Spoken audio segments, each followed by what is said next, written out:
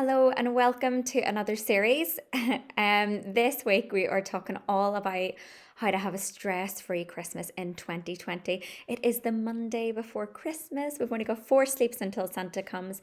And I have decided to be all festive today. I've got my Christmas sweater on, I've got my festive earrings on.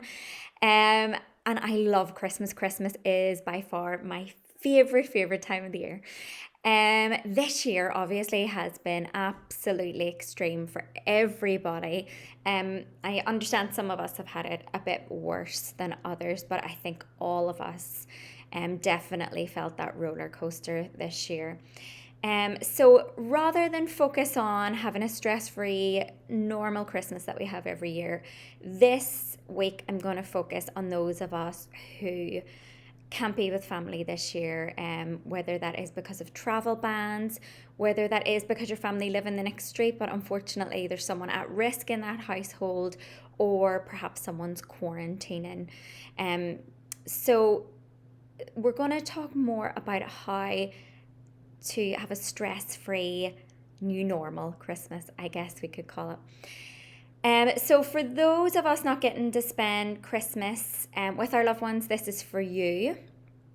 And I also just want to say, just because we're not getting our normal Christmas does not mean that this has to be a bad experience. So this week we're going to talk about how to make it a good experience. And a lot has to do with your mindset. So try and get yourself in the mindset of, yes, this is totally different, but we're still going to enjoy ourselves. That's the first step to having a great Christmas this year. So my personal story is that actually I am living in America, but I'm sure you can hear I do not have an American accent.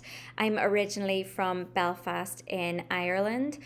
And I moved from Ireland probably 10 years ago now.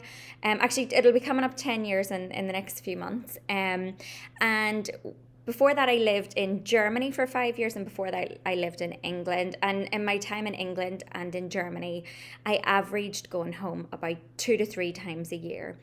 Last year, we moved to Indiana over the summer, which would have been when I should have been going home. But because we were moving, I didn't get a chance to book a last minute flight home, or last minute trip home. And it now means that it's been 2 years next month since I have actually been home.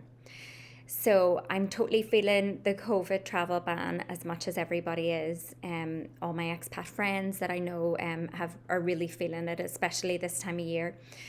I think the hardest thing for me, I mean, don't get me wrong, I absolutely miss my family. I miss my friends. I miss just being in Belfast. But the hardest thing for me is that my family, my husband's family, he's also from Belfast, are not getting to see our children grow up. As much as you can do Zoom calls and videos and everything else, it's just not the same.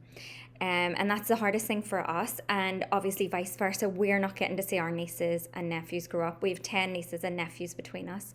And we've missed 2 years of them growing up. So it's absolutely heartbreaking.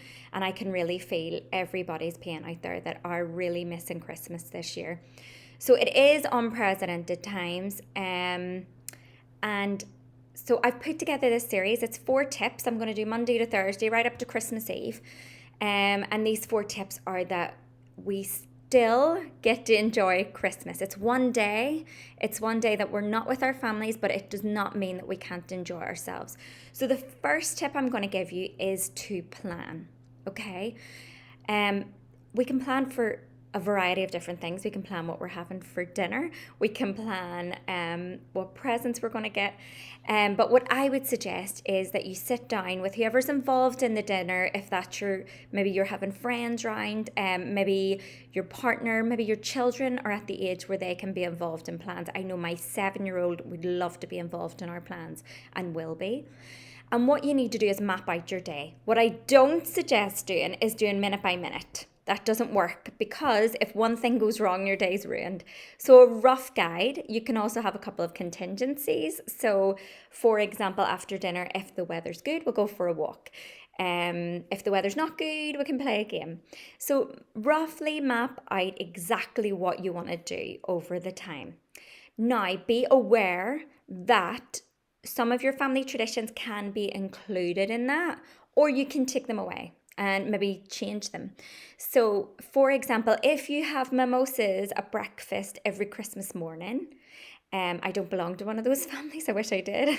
But if you have mimosas at 10 a.m., and that may be something that would upset you to do, it might remind you that you're not with your family, then don't do that. You could replace it with something else, or you can just have a cup of tea and forget about that tradition for the day. Another suggestion that you could do is switch Zoom on and have a mimosa with your family. So there's different ways that we all can plan things. As I said, don't do it minute by minute. That is not a good idea. So if you are spending it away from family, a really good idea is to include them on your plans. When are we going to talk? Is it during our mimosas? Is it after dinner? Is it in the morning when the kids are opening the presents? So make sure to plan this, because what you don't want to do is phone them when they're busy and then you feel like you're not fitting in with their schedule. So contact them, let them know how you feel, let them know that you really wish you were home and you'd like to include them in the day, okay? So make sure you get all of those plans cemented. This is roughly what time we're going to call you, and this is what we're going to be doing during that call. So all of those small details are going to prepare you for the day. What you also need to plan for are triggers. There are going to be triggers that will hit you, that you're not maybe for the first time in your whole life not spending Christmas with your family. So for example, if there's something on TV that you watch every year and you accidentally flick it on, it could make you feel upset, okay? And that's another thing you need to plan for. What do you want to do when you feel upset? My advice is to allow yourself to feel upset for those few moments, okay? So whether that's to go away into your bedroom, cry for a few moments, even just take a few deep breaths, but allow yourself to feel that for a moment, but also make a plan to get yourself back out there and enjoying yourself. So please be prepared for that too. So that is my day number 1, which is plan. My tip is to plan.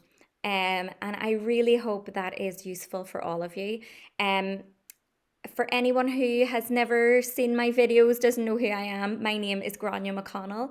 I'm a transformational coach. I work with busy mums. What I do is I help them with their confidence.